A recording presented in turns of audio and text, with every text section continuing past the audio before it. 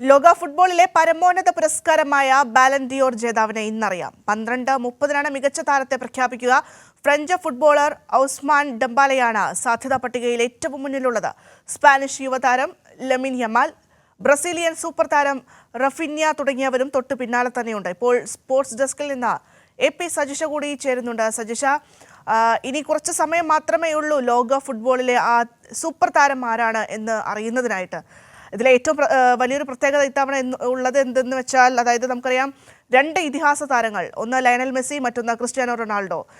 അവരില്ലാതെ എന്ത് ബാലൻ ഡിയോർ എന്ന് ചോദിച്ചിരുന്ന ഒരു കാലമുണ്ടായിരുന്നു. എന്തായാലും 2008 മുതൽക്ക് നമ്മൾ ഇങ്ങോട്ട് നോക്കുകയാണെങ്കിൽ രണ്ടുപേരും മത്സരിച്ച് മാറി മാറി ബാലൻ ഡിയോർ പുരസ്കാരം സ്വന്തമാക്കിയിട്ടുണ്ടായിരുന്നു. പക്ഷേ ഇത്തവണ രണ്ടുപേരെയും നോമിനേറ്റ് ചെയ്യാത്ത അല്ലെങ്കിൽ നാമനിർദ്ദേശം ചെയ്യപ്പെടാത്ത ഒരു അവസരമാണ് വന്നിട്ടുള്ളത്. സജിഷ, ചോദിച്ചതുപോലെ തന്നെ പാരീസിൽ ഇന്നൊരു സ്വർണ്ണ നക്ഷത്രം പിറക്കും. അത് ആരാണെന്ന് അറിയാനുള്ള ഒരു കാത്തിരിപ്പ് മാത്രമാണ് ഇനി ബാക്കിയുള്ളത്. ലോക ഫുട്ബോളിലെ തന്നെ ഏറ്റവും മികച്ച താരം ആരാണെന്ന് അറിയാൻ ഇനി ഒരു ഏതാനും നിമിഷങ്ങൾ മാത്രമേ, ഏതാനും മണിക്കൂറുകൾ മാത്രമേ ബാക്കിയുള്ളൂ. ഇന്ന് 11:30 പാരീസിൽ ഈ ചടങ്ങുകൾ ആരംഭിക്കും. 12:30 ഔദ്യോഗികമായി പ്രഖ്യാപിക്കും ആരായിരിക്കും ബാലൻ ഡിയോർ ജേതാവ് എന്ന ഒരു പ്രഖ്യാപനം 12:30 നടക്കും. ലോക ഫുട്ബോൾ ലോകം തന്നെ ഇത് ഏറെ ആകാംക്ഷയോടുകൂടി തന്നെയാണ് കാത്തിരിക്കുന്നത്. ബദ്ര ചോദിച്ചതുപോലെ തന്നെ ഇപ്പോൾ ലയണൽ മെസ്സിയും ക്രിസ്ത്യാനോ റൊണാൾഡോയും അവസാനം 30-ൽ പോലും ഇടം പിടിക്കാത്ത ആദ്യത്തെ ഈ ഒരു പതിറ്റാണ്ടിനിടയിൽ ആദ്യത്തെ ഒരു ബാലൻ ഡിയോർ പട്ടികയാണ് ഇപ്പോൾ പുറത്ത് വന്നിട്ടുള്ളത്. അതിലൊരു മറ്റൊരു പ്രത്യേകത കൂടിയുണ്ട്.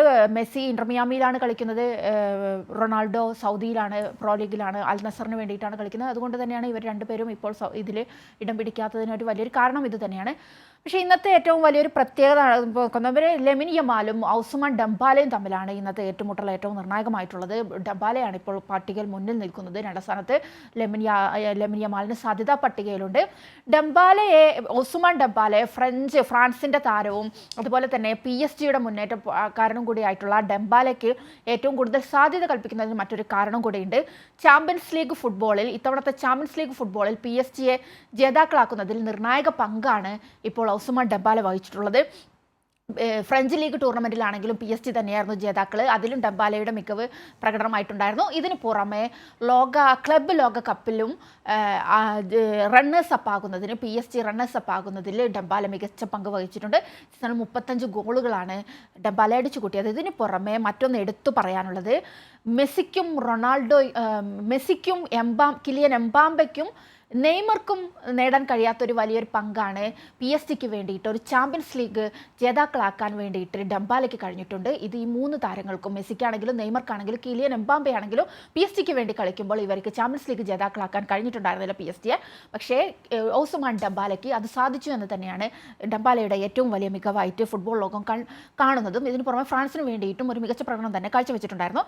ഇതിന് പുറമെ ലമിൻ യമാലാണ് തൊട്ടു പിന്നാലെ നിൽക്കുന്നത്, ഒരു മത്സരത്തിൽ തന്നെ ഉള്ളത്. കാരണം ലമിൻ യമാൽ നമുക്കറിയാം, ഇപ്പോൾ ഫുട്ബോൾ ലോകത്തെ ഏറ്റവും വലിയൊരു വരദാനമായിട്ടാണ് ലമിൻ യമാലിനെ ഇപ്പോൾ ഫുട്ബോൾ ലോകം ഉറ്റുനോക്കുന്നത്. മെസ്സിയുടെ പിൻഗാമിയായിട്ട് തന്നെ ബാഴ്സലോണയ്ക്ക് വേണ്ടിയിട്ടാണെങ്കിലും സ്പെയിനിന് വേണ്ടിയിട്ടാണ് മികച്ച പ്രകടനം ലമിൻ യമാൽ നടത്തിയിട്ടുണ്ട്.